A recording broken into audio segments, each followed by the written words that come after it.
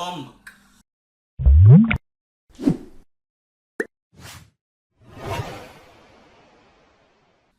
المره دي احنا مش هنتكلم عن انواع الامهات، لان غالبا 90% من الامهات نوع واحد. احنا هنتكلم عن ابرز الحاجات في شخصيه الام. عندك مثلا المصطلحات. انا ما عنديش مشكله لما انت تشتميني او تدعي عليا، بس تدعي عليا بحاجه انا فاهمها.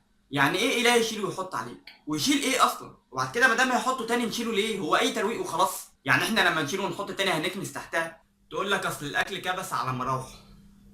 انا قعدت في تالتة رابع لحد ما وصلت ستة خامس ادرس الجهاز الهضمي، ما لقيتش في حاجه اسمها ايه مراوحه دي. وبعد كده كبس على مراوحه ازاي يعني؟ يعني هو متعود كل يوم ياكل الساعه 3، جه النهارده كل 2 ونص فراح كابس على مراوحه؟ يعني ايه كبس على مراوحه دي؟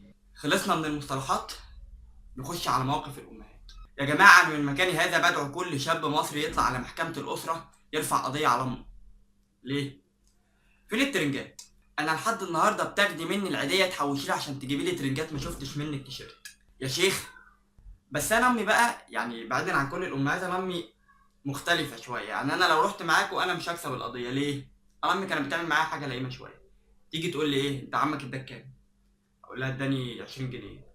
طب هاتهم عشان ما يضيعوش منك، ماشي؟ ولما تعوز تشتري حاجه قول لي هديك من الفلوس.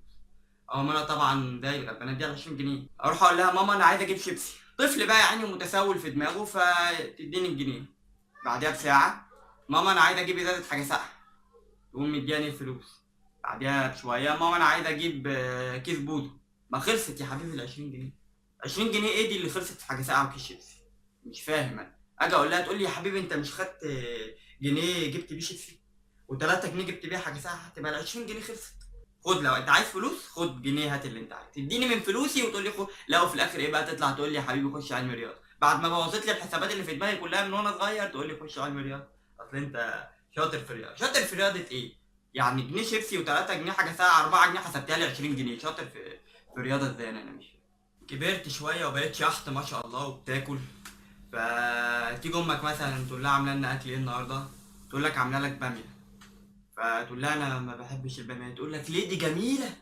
يعني انت لما تقولي لي دي جميله هحبها، ما انا برضو ما بحبهاش. جميله عندك انت مش عندي انا.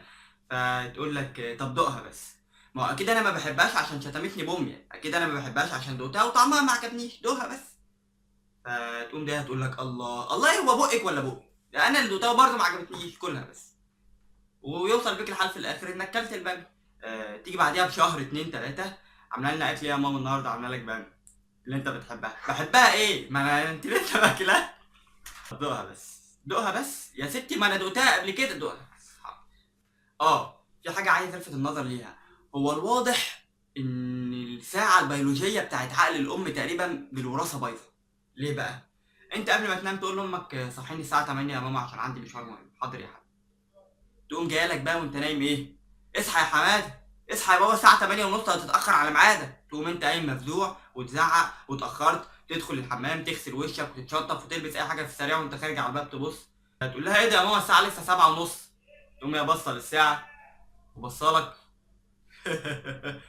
هو ايه اللي نخش على اهم جزء، وهو شيزوفرينيا الامهات.